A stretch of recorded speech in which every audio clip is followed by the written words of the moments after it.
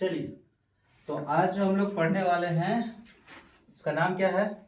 Nervous या फिर neural system.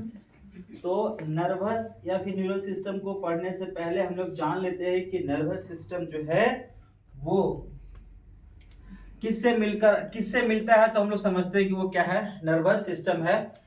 तो आप देखते हैं ब्रेन यानी कि मस्तिष्क और स्पाइनल कॉर्ड। स्पाइनल कॉर्ड का मतलब क्या होता है? मेरुरज्जु होता है ना। ये दोनों के मिलने से क्या उत्पन्न हो रहा है? Nervous system. बात समझे? Nervous system. नर्वस सिस्टम को अगर हिंदी में बात करें तो क्या कहेंगे इसको हम लोग? तंत्रिका तंत्र। क्या कहेंगे? तंत्रिका तंत्र। ठीक है। अब तंत्रिका तंत्र यहाँ समझ में आ गया।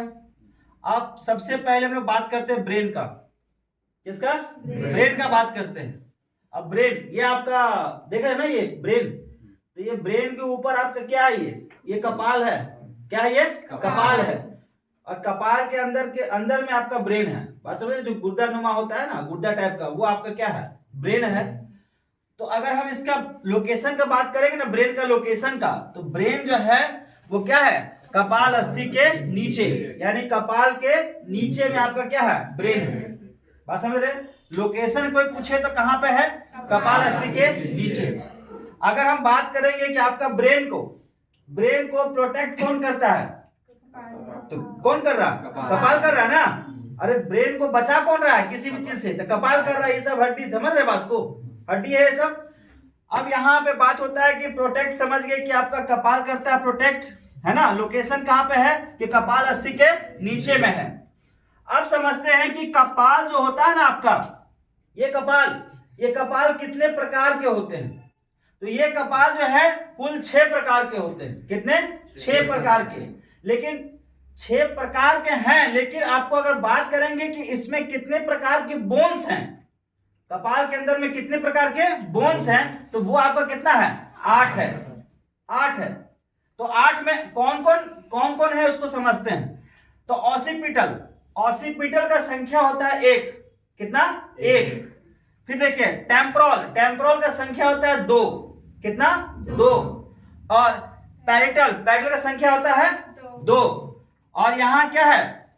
सेफनाइड का संख्या होता है 1। फिर यहाँ पे क्या है? एथोमाइड का संख्या होता है 1। और ये क्या है? फ्रंटल, इसका संख्या होता है 1। तो इसके बारे में पहले हम लोग जान जाते हैं कि ये है कहां बात समझ रहे हैं। तो सबसे पहले आते हैं ऑसिपिटल जो है आपका, ये जो भाग है ना, ये आपका ऑसिपिटल है। बात समझ रहे हो? यहाँ पे ऑसिपिटल है। उसके बाद आता है टेम्पोरल। तो टेम्पोरल आपके शरीर में कहां पर है? तो टेम्पोरल आपके शरीर में यहाँ पे वाला हड्डी, एक यहाँ एक इधर वाला। बात समझे? उसके बाद आता है क्या? पैरिटल। तो पैरिटल की संख्या भी आपका यहाँ पे क्या है? 2 है। एक ये वाला और एक इधर वाला। बात समझे? उसके बाद आता है क्या? सेपोनाइड की संख्या कितना है? 1 है। तो ये जो है आपका कहां वाला? ये वाला हड्डी है। समझ गए बात? वो 1 में है। उसके बाद आता है क्या? एथोमाइड। तो एथोमाइड की भी संख्या क्या है? 1 है। तो एथोमाइड का संख्या यहाँ पे जो हड्डी है ना इसके अंदर में, वो आपका एथोमाइड है, इसके अंदर वाला। उसके बाद है क्या? फ्रंटल। तो फ्रंटल का संख्या आपका 1 है, जो आपका कहां पे है? यहाँ पे। क्लियर है? तो ये अगर आपसे पूछे कोई कि कपाल में कितने प्रकार के बोन्स पाए जाते हैं, तो वो कितने प्रकार के बोन्स हैं? लेकिन उस संख्या में कितना है? 8 है। संख्या में कितना है? 8 है। क्लियर है? संख्या में कितना है? 8 है। तो यहां क्लियर हुआ। कपाल के बारे में इसलिए हम लोग जाने क्योंकि कपाल आपके मस्तिष्क को क्या कर रहा है? प्रोटेक्ट कर रहा है। क्या कर रहा है? प्रोटेक्ट कर रहा है, बचाता है। बात समझे? तो अब यहां तक समझ में आ गया। अब हम लोग चलते हैं कहां? मस्तिष्क के बारे में पढ़ते हैं। मस्तिष्क के बारे में आप लोग जानते होंगे कि सबसे पहले हम लोग यहाँ पे हेडिंग उठाते हैं मस्तिष्क का वजन। मस्तिष्क का वजन। तो मस्तिष्क का वजन अगर हम बात करें तो मेल में यानी कि पुरुषों में मस्तिष्क का वजन होता है 1450 ग्राम। 1450 ग्राम जो है पुरुषों में मस्तिष्क का वजन होता है। वहीं अगर हम बात करें महिलाओं में, तो महिलाओं में 1350 ग्राम, जिसे हम लोग 1350 ग्राम करते हैं, वो महिलाओं में मस्तिष्क का वजन है। अगर हम बात करें कि हमारे शरीर में जो मस्तिष्क है वो हमारे शरीर का कितना प्रतिशत है, तो हमारे शरीर का वजन का ये 2% है। याद रखिएगा। बात समझे? और एक बात, हमारे शरीर में अगर हम इसका मस्तिष्क का औसतन वजन बात करेंगे तो आप कह सकते हैं 1300 से लेकर कितना 1400 ग्राम। और इसकी अगर रेंज की बात करते हैं तो रेंज है 1300 से लेके 1500 ग्राम। अब महिला समझ गए, पुरुष समझ गए, तो बच्चों में जो है, बच्चों में आपका जो इसका वजन होता है वो 300 से लेके 400 ग्राम। यहां तक क्लियर? यहां तक क्लियर? लोकेशन कहां पे है? प्रोटेक्ट कौन करता है? कपाल के कितने प्रकार के बोन होते हैं? और 6 प्रकार के, लेकिन 8 बोन्स होते हैं। ठीक है, देखिए कौन कौन? Occipital, temporal. ऑसिपिटल की संख्या कितनी? 1। टेम्पोरल की 2। पार्शियल की 2। सेफोनाइड की 1। एथोमाइड की 1। फ्रंटल की 1। कहां कहां है, कौन समझ में आ रहा है ना? चलिए, उसके बाद अगर हम बात करते हैं ब्रेन का, मस्तिष्क का वजन का, तो पुरुषों में कितना? 1450। महिलाओं में कितना? 1350। बच्चों में कितना? 300 ग्राम। अगर कोई पूछे आपके कि आपके शरीर का कितना वजन प्रतिशत में है ब्रेन? 2%। कितना? 2%। औसतन कितना है? 1300 से 1400। और रेंज कितना है? 1300 से 1500। क्लियर हुआ? अब आते हैं ब्रेन सेल के बारे में। देखिए, ब्रेन सेल के बारे में अगर हम चर्चा करते हैं तो आप जानते हैं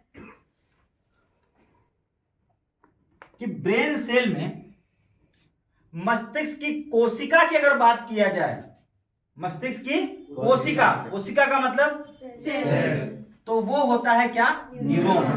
क्या होता है? न्यूरॉन। अगर कोई आपसे पूछ दे कि ब्रेन के मस्तिष्क की कोशिका का नाम बताइए तो वो क्या है? न्यूरॉन। अब न्यूरॉन के बारे में जान लीजिए कि यह सबसे लंबी कोशिका है, सबसे लंबी कोशिका है। उसके बाद आप इसको एक बात और ध्यान रखिएगा कि न्यूरॉन में पुनर्जनन की क्षमता बहुत कम होती है। पुनर्जनन का मतलब क्या हुआ? जैसे कि आप देखते होंगे आपका छिपकली वगैरह होता है ना, तो छिपकली वगैरह क्या करते हैं? आप लोग पूंछ काट देते हैं ना कैंची से। अरे कैंची से नहीं काटते हैं? हाँ, कभी अनजाने से कट गया, कुछ हो गया, तो क्या उसका पूंछ रिकवर होता है? होता है ना। तो मतलब क्या हुआ? जनन हो रहा है, उसका पुनर्जनन हो रहा है। लेकिन न्यूरॉन में ये चीज नहीं होता है। क्यों? क्योंकि न्यूरॉन में इसलिए नहीं होता है, न्यूरॉन में पुनर्जनन की क्षमता बहुत कम इसलिए होती है। क्यों? पानी की क्षमता उसमें क्या होती है? बढ़ जाने के कारण। बात समझे? तो ये आपका ब्रेन सेल हो गया। अब आते हैं इसके कुछ तथ्य के बारे में जो कि मस्तिष्क का तथ्य होता है। चले रेडी? मस्तिष्क का तथ्य के बारे में समझ लीजिए क्या है कि अगर आपसे कोई बात कहे कि भैया बताइए कि हम लोग जो विचार आता है हमारे मन में, जो हमारे मन में विचार उत्पन्न होता है, रोजाना कितना होता है? तो मतलब अप्रोक्स 70,000 विचार आपके ब्रेन में आते हैं। अप्रोक्स 70,000, जिसमें से अधिक से अधिक, मतलब अधिक से अधिक करने का मतलब है क्या? इसका आधा से ज्यादा जो है कि आपका नकारात्मक विचार होता है। क्या होता है? नकारात्मक विचार होता है, याद रखिएगा। तो नकारात्मक विचार होता है, यहां तक क्लियर है? विचार कितना? लमसम अप्रोक्स 70,000, जिसमें से आधा से ज्यादा होता है क्या? नकारात्मक विचार। अगर वहीं हम बात करें मस्तिष्क की, मरने के बाद मस्तिष्क आपका मरने के बाद कितने देर तक एक्टिव रहता है? तो वो है 7 से लेकर 10 मिनट तक। 7 से लेकर 10 मिनट तक आपका ब्रेन क्या होता है? एक्टिव होता है। अब देखो भाई, एक्टिव तो होता है। अगर हम बात करें इसमें खनिज की, तो वो क्या पाया जाता है सबसे अधिक मात्रा में? सोडियम। सबसे अधिक मात्रा में यहाँ पे सोडियम पाया जाता है। क्लियर है? और वहीं पे अगर हम चर्चा करें यहाँ पे कि मस्तिष्क के अंदर में सबसे ज्यादा वसा होता है 60%। याद रखिएगा, ये VBI लाइन है कि सबसे अधिक वसा कहां पे? तो कहां पे? मस्तिष्क में। और कितना प्रतिशत? 60%। ये बात आप याद रखिएगा।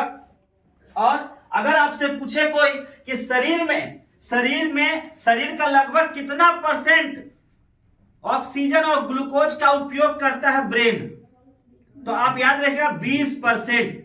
मतलब कि ब्रेन जो है आपके शरीर में जो ऑक्सीजन और ग्लूकोज है ना आपके शरीर में, उसका 20% केवल यूज करता है कौन? ब्रेन। केवल और केवल यूज कौन करता है? ब्रेन। अगर कोई वसा के बारे में पूछे तो वसा कितना परसेंट? 60%। सबसे अधिक वसा कहां पे? ब्रेन के अंदर।